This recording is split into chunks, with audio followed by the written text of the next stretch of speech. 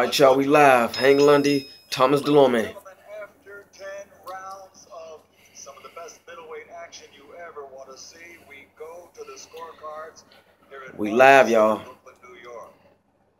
Don Chola scores the contest 96-93 for Hank the Hammer Lundy. Earl Marlinsky scores it 96-93. He has it for Tomas Dulorme. Frank Lombardi scores it 97-92 to the winner by split decision. De Puerto Rico, Tomas Dulorme.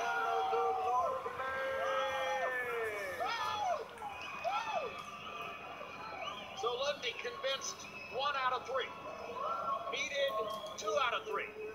And Tomas Dulorme escapes with a split decision win. Oh, man. Emphasis on escapes. I mentioned that Barry Hunter gave him the speech at the perfect time. Actually, as it turns out, maybe one round too late.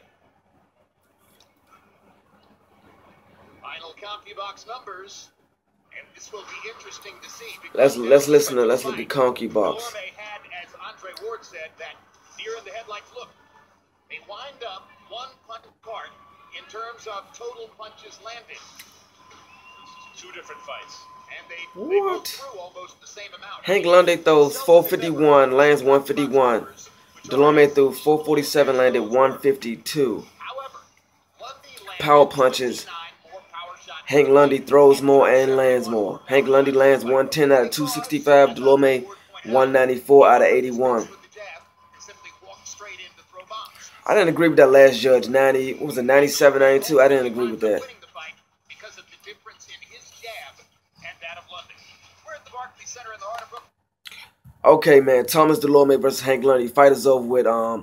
Thomas Dulorme wins by split decision. Like I told you, I didn't agree with that last judge with that 97, 92 shit, man. I didn't agree with that at all. In my opinion, Dulorme was not up by that much. It was a very, close fight. Despite the fact that Hank Lundy got knocked down in the first round with a right hand to the temple, so it kind of messed up his equilibrium. But he, got right back up. He seemed upset. He got up. He wasn't really, hurt that bad. It was just a shot that caught him, that hit him in the temple. That kind of messed up your equilibrium. But he got up. He was all right. And he fought strong, man. The first few rounds after the knockdown, he was kind of, not really getting out boxed, but he really wasn't, how can I say, he was kind of letting, Dulorme flash the jab. The jab really wasn't landing all that much, but he let Dulorme flash it, and he really wasn't, he basically standing back like, yeah, you ain't touching me, but he's scoring points. So it's kind of like, if he's doing that, that game plan working, obviously you got to basically go in and make it a dog fight. And he did that starting in the 5th round. One of the best trainers in the world. Shouts out to Burry Hunt from D.C. My city, you had Burry Hunt out there. You had another great trainer out there, which is, Robert Garcia. And, you had 2 great trainers out there. And like I said, man, Dulorme got the victory. And, Burry Hunter was telling, Hank Lundy some real shit in there, man. Shouts out to Hank Lundy, man. He fought a great fight. Burry Hunter was telling him some real stuff like, yo, do you want it? If you want to quit now, just let me know. And I basically, I'll stop the fight. And Burry Hunter's one of the most realest dudes, I know, man. And he's a real guy, man. Burry Hunter's very cool, very real, very down to earth. And yeah, man, so Burry Hunter's a great trainer. He'll tell you some real shit. He'll let you know if you're down. He'll let you know if you need to go in there and go to the body. He'll let you know if you need to go in there and basically, knock somebody out. And it's just, Hank Lundy, he just didn't get it done tonight, man. Like I said, man, I didn't agree with that last judge at all with that 97-92. I don't agree with that at all. I don't agree with it. Like I said, despite the knockdown, man, it was a very, very close fight. I mean, I was hoping Hank Lundy would pull it through all the way from Philly to D.C., man. Shouts out to Philadelphia. Shouts out to, my city, D.C., man. And, damn, man. I mean, while the fight was going on, man, I'm going to be honest with you guys. I missed the first round. Matter of fact, I missed like the first 2 rounds, but I just, saw the highlights. and I caught it from like the third round on. But Hank Lundy, he was basically, I interviewed, you know, Hank Headbangers a bunch of times, and he basically kept saying, y'all see the interviews, he's like, yo, I'm coming for blood.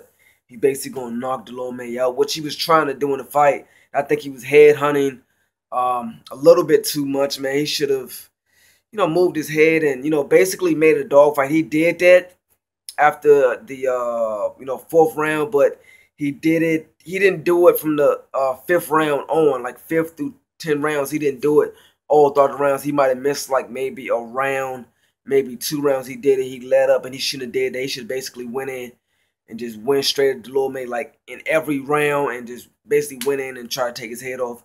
But like I said, man, he's basically headhunt too much. He wasn't setting nothing up behind the jab. He basically just walking in with his hands down. And Barry Hunter yelling like, yo, keep your hands up. Keep your hands up. Touch the body. Underneath, underneath. And he was basically listening to what Barry Hunter was saying, but he was basically headhunting too much. He would basically walk in and throw an overhand right like every single time. I'm like, yo, Hank, you doing the same thing over and over again. Like, he's going to catch your timing. You basically walking in overhand right every time. Like, kind of, he should have basically walked in with a jab, fainted. And then once he took the feint, you take a small step back and counter with a left hook or counter with an overhand right, or just, you know, because Dulorme was taller, so I think he should have just dug to the body a little bit, like walk in, paw with a jab or paw with a jab, and then feint like you're going to throw a left hook or a jab. If you take the feint, you either dig to the body or dig a left hook, because he kept walking and throw an overhand right every time. I'm like, yo, you doing the same thing over and over again. Dude going to catch your timing. Stop throwing the same punch over and over again. Mix up your attack. Like, he kept walking and throw overhand right every time. I'm like, yo, mix up your attack, please. He kept doing that, and Barry Hunter was like, yo, you doing the same punch over and over again, overhand right. He know what you're doing. He pretty much caught on to it by now. Yo, stop doing the same thing. Work behind the jab. Dig underneath. He's tall. Dig underneath.